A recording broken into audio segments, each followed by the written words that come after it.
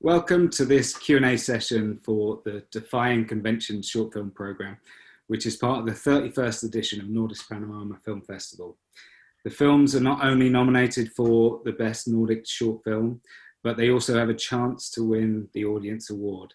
So please don't forget to vote online after this session. My name is Sam Groves, and I have the pleasure of talking with Mika Taanila, whose film is patent number 314805. Carl Olsson, whose film is Don't Kiss Mov. Juho Reinikainen, whose film is 25th Hour. And Pilvi Takala, whose film is If Your Heart Wants It Remix. Hello, everyone. Thanks for being here in what is quite an unusual Q&A. So I'm gonna start with Carl and your film Don't Kiss Mov. And this is a film which I would love to see on the big screen, because I imagine the impact of it would be, well, just kind of overwhelming. I kind of wondered, how do you begin to make a film like this? You worked with a choreographer, Fabio. Do the ideas about choreography come first, or the narrative, or do they kind of just come together in some way? Yes, as you mentioned, I made it together with Fabio, so we made all the concept and so on together. So yeah, it started actually with this was a piece for stage from the beginning that Fabio made. So and that dance piece won a prize in Rotterdam, I think it was, and the prize was that he could make this or transform this into a film or a dance film of some kind. So that's where I came into the picture, and then me and Fabio met and talked a lot about how we could do this, and yeah, from there on it was. So I think we for example the idea of one ingredient in the stage piece is that there is a very slow and transformation during the whole piece. It's two bodies that comes close and close and then involved in this kiss. So we wanted to take that from the stage piece and put into the film also. So it should be was supposed to be some kind of transformation. We also talked about this, that it could go from something or a kiss that was like observed from the point of views of others, an observed kiss, and the sensation of being inside a kiss. I think we can like relate to that when the world around us disappears. So that's why we did this kind of movement. And I guess the film, towards the end of the film, as the camera kind of zooms in and you get that kind of extreme close-up of the tongues exchanging saliva, it's you do feel pretty involved in that. It's quite an intimate moment. Yeah, well, I think Fabio's also idea with the stage piece was also that it should focus on the physical aspect of the kiss and not everything that is around, that focus on what is this physically. And then also, so that was also getting very close, of course, to emphasize that, but it was also, I had this idea that it should be very analog in some way, that everything should be displayed. So we have the idea that the world around us disappeared, that is created by this backdrop, should also be seen in the beginning. So it's no film tricks and so on. So yeah, just what it is. And so that's the reasons behind the set that you have with the lights and the white backdrop in the kitchen. Yeah. And a reference to it coming from the stage, I guess. Yeah, we also experienced by putting in like an audience in the background in the beginning, so we're observing them with other people, which I think became too much. I think we took it away, some of it at least. Yeah, but we wanted that the notion that it's very observed and also as the camera, we observe it with the camera in some way. Yeah. The two performers are totally amazing. And I was kind of watching it and thinking this must have been it can't have been easy for them. I mean, for quite a few minutes, their mouths are together as they're dancing and moving around in quite extravagant ways. How was it for them? I think they didn't complain too much, but I think that was one of the obstacles, of course, for us as well, because they couldn't do it enormous amount of times, because it was a very physical, demanding thing to do also. And we had, of course, because it's a one take, we had so many difficulties also with the camera movements, because it should be a movement, but it was also a physical zoom involved in it, and the camera was also rising at the same time. So of course, to make this, be able to make it in a good way, or to succeed with everything technical in it, I wanted to make it 100 times, of course. But the dancers, they had limit of how many times they can make it, and also make it in a good way that was acceptable for Fabio. So it was all the time difficult. When the dance was working perfectly, then we in the camera team fucked up, and when the dancers was making something that wasn't good enough, and then maybe our tour was perfect and so on. So yeah, there was a lot of takes, but we couldn't make like endless amount of takes because it was such a demanding thing for them to do also. Yeah, I bet.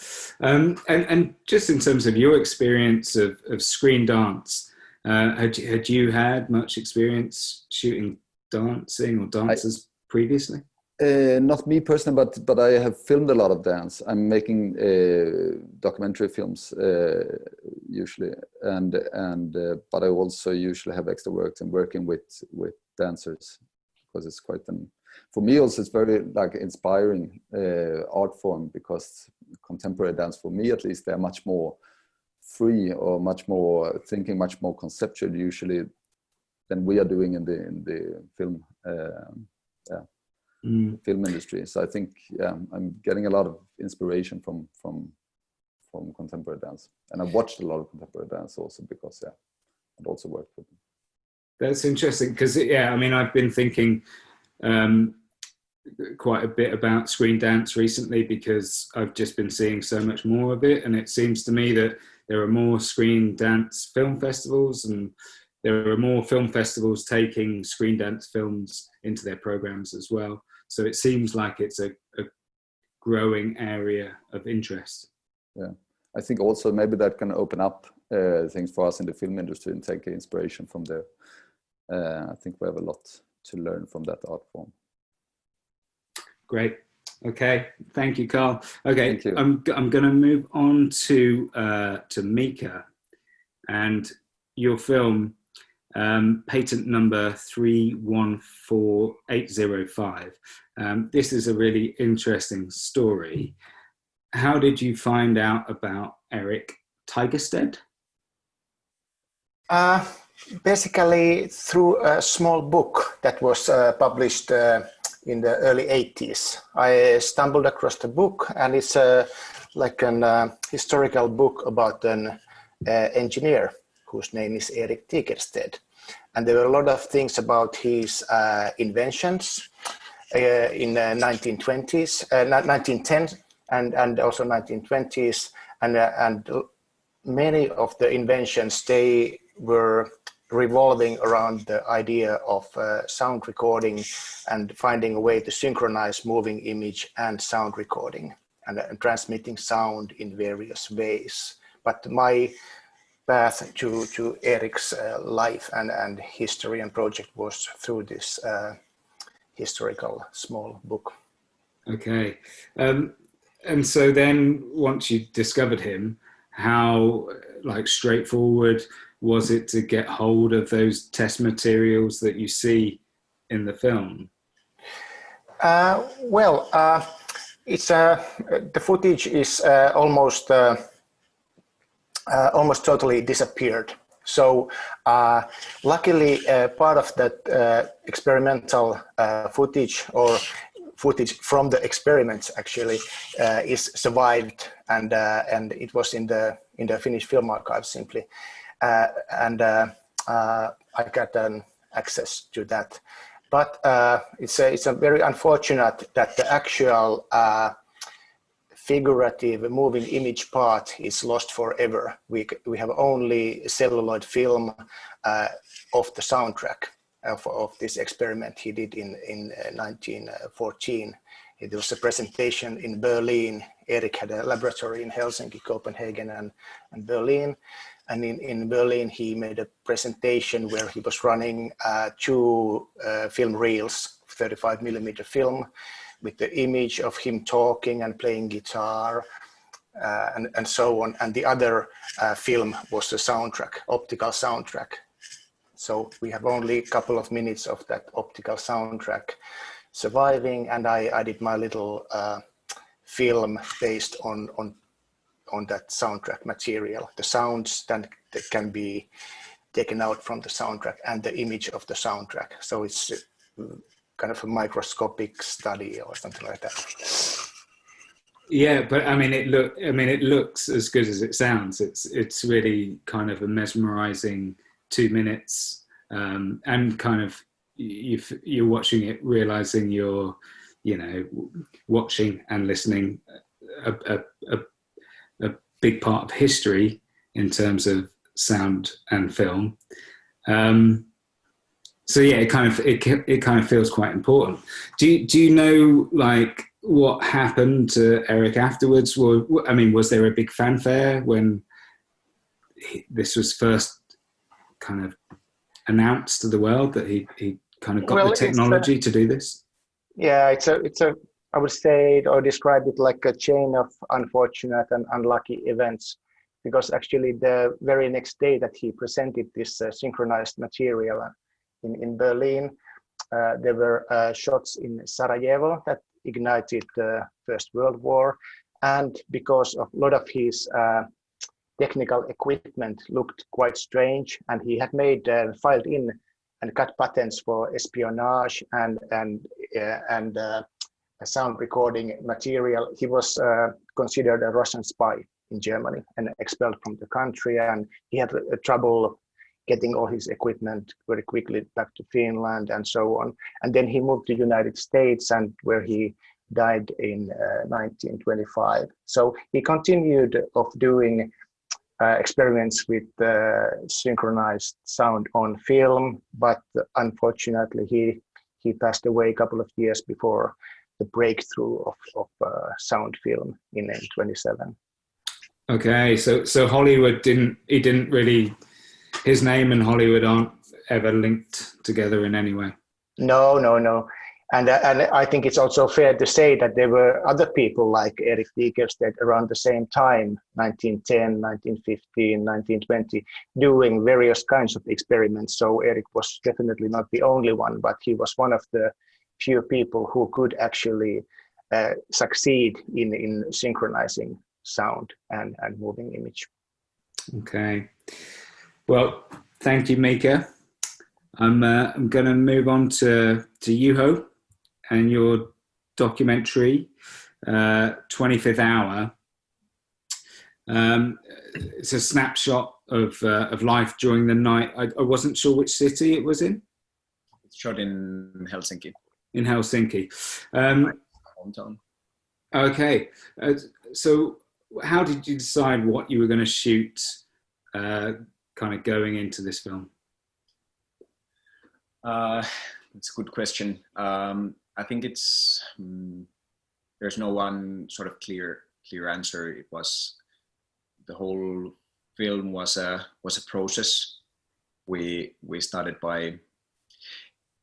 maybe in a kind of untypical way. I sort of had the form in my mind a lot before we had fixed any of the sort of people who were gonna shoot or situations or what kind of themes we're going after. And I had a general idea and outline of the themes I would want to sort of touch on. But so yeah, we worked with my group, students from my class. It's our BA graduation film, and we just started to narrow down sort of the possible situations and people who might be interesting and relevant to this film. And just talking about those people, I mean, you must have built up some trust with them, because what you get out of them is there's some intimate moments, certainly with the alcoholics, the young rapper, the dying man in the bed. I mean, these are quite. It must have been a privilege to have been with these people as they're expressing these kind of quite important things. Definitely, I'm glad you picked up those things. It's or those kind of feelings. To me, many of the situations did feel intimate, and I knew we had captured something interesting, which is also considering that many of the people we didn't know or didn't have access to beforehand, before we actually started shooting with them. Because, for example, the alcoholics, like you said, in the night cafe, they don't live. We only decided we're gonna shoot for one night in this place, but we had no idea who would turn up, since people in this kind of situations don't really lead a lifestyle in which you could sort of start to work and build a relationship or make plans that, let's meet here. And so it was all very like spontaneous in that way. So you could also say we got lucky in many situations to have gotten into those kind of moments. Yeah, I mean, yeah, I'd say you did. Yeah, I mean, they're really touching, moving moments in the film. One thing which I thought was really impressive was how you had this, like the radio as the umbrella for the film, which was just guiding us through while you had all of these other things going on underneath. Was that something? I mean, well, how did you come up with that idea? I think I had the idea of the night radio quite early on, but it was only in the editing table that it actually got to be in such a big role, because I noticed and we were working with my editor and getting comments from other people, and we realized we need something. It's some kind of glue. This idea that because my first idea was that. By very sort of in kind of cold matter, I'll introduce people, show small snippets of their life, and then just leave them behind and go, follow the next one. Kind of in that way, creating this intertwined network of crossing paths in the city.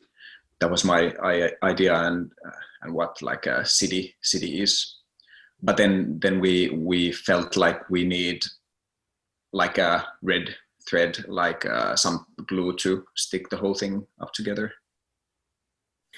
I mean, I think it works really well. Is it a radio station that you listen to, or how did you get in touch with it? Like, I personally don't listen to radio that much, only like when driving a car or a summer place or something like this. But it apparently is like lots of people came to me afterwards, like after seeing the film, and said like, yeah, I love this guy. I listened to him, and so yeah. It's amazing what people listen to at 3-4 a.m. in the morning, isn't it? Yeah. Thank you so much, Juho. I'm going to move on to Pilvi, our last filmmaker. Pilvi, your film I really loved. It's quite funny. I mean, I think there's humour in all of the work that I've seen of yours. And it sees you go into this 3-day conference for startup organizations. Was it a funny experience to be there? I wouldn't say so. It was quite exhausting, actually. But of course, I guess in my work and for me, like, I'm always looking for what is awkward, and that plays, I think, at least for me, I'm not like native startup person. So at least for me, it was very awkward in many ways, although there was a lot of organizational work to make it like run smooth and so on. But with the sort of expectation that once you arrive there, like, world is going to change. And then the reality, there was quite a big like gap. And then of course, we met a lot of interesting people and had a lot of awkward conversations that were also funny. But yeah, I mean, it was long days and and then, but yeah, what I like obviously pick for my film are then like some things that have some sort of tension, which of course often is funny because that's the way to like release that tension. And just in terms of your expectations, like what were you expecting before you went there? Did you have a good idea of how you were going to feel, what the type of people who you were going to meet were going to be like, and that type of thing? I had a quite good idea from speaking to people who had been there. There has been like previous like research from the business school. I was doing a residency at the business school in Aalto University, and this work was made in that context. So there had been previous researchers who wrote a paper about slush. And but I think the event has like built this reputation of how, like, you know, you can pitch to everyone you meet and it's like one big family. But of course it's not like that. People know who they're going to meet. They already have a meeting. Like, not all of those people are important. You have to like figure out who is important and have previous connections. And you just arrive to Helsinki at the same time, and then the best parties are the ones where we weren't invited, obviously, like outside of slush. So, I mean, I also expected that because, you know, that's just the reality. Yeah, I'm always asked this, like, what did you expect actually? And it's really hard to answer because there's a sense that like there will be something here that is interesting, but I'm really like looking for, you know, when I go in, I'm not like, this is what I'm gonna look for, this is what I'm gonna find. So that's why I go. But yeah, I mean, you know, that it wasn't like a Burning Man or something. I haven't been there. But like, it's just a normal networking place where nobody, I mean, I expected maybe a bit more that people would talk to you even if they're not sure you are somebody. But then we found at some point this investor badge, like, because you have a badge that tells everyone who you are, and then they have like different categories. Startup, which was our usual badge, but then we found this like abandoned investor badge, and that really changed the way people were, you know, like, interested in talking to you. So I mean, it doesn't sound dissimilar to certain film festival experiences that I and many others have had. Going on to those conversations, the script. So these, I wasn't sure what was real, what wasn't, what was perhaps based on some conversations. Can you tell us a bit about that?